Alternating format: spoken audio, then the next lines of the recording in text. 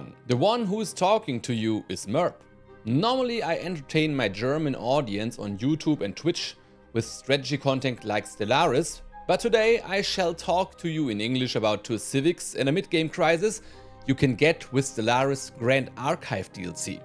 Let us begin with Galactic Curators. First, there are no restrictions for any authority or ethics to be a Galactic Curator.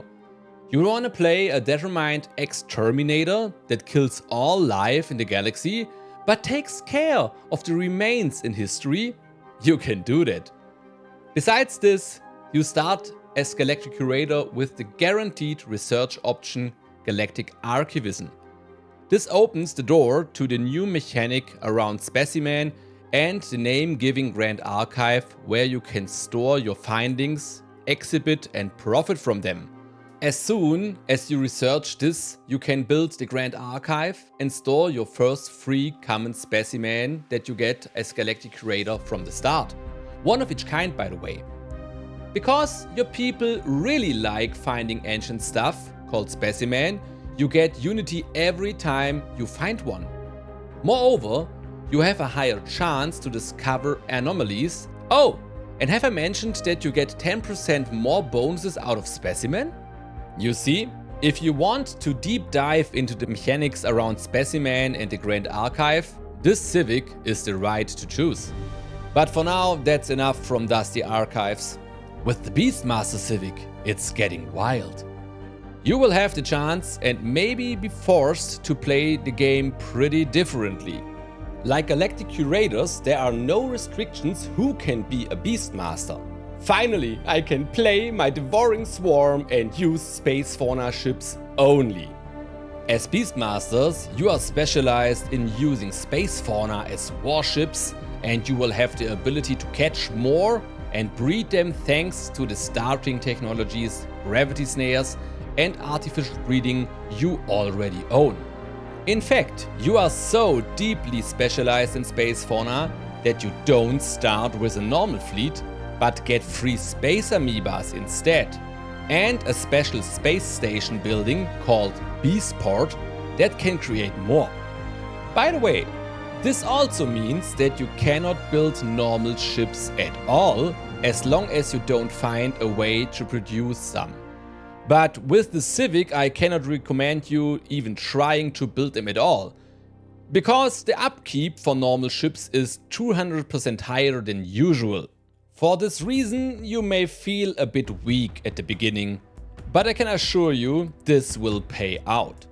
Don't forget that your living warships will evolve over time with technology and get maturity and get stronger.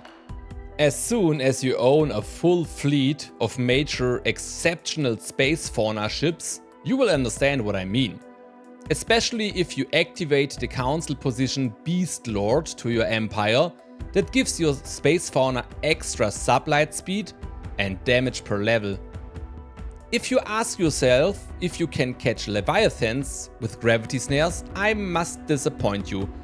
But if you can get them with a different approach, the space fauna bonuses will work for them. Oh, and while we are talking about space fauna, Paradox has created a new mid-game crisis around voidworms. The Voidworm Plague is all about the problem that the voidworm population has reached a critical mass and a change in behavior. Suddenly, they are pretty aggressive and start to bombard any populated planet they can find. If they do this, they will reproduce themselves and make them an even bigger problem. You can decide that you don't care, but is this a good idea? If you do, you can support your fleets and get some bonuses to fight them. Another choice is a very cruel one. You can purge all infected pops from your own voidworm bombarded planets. You want to know why?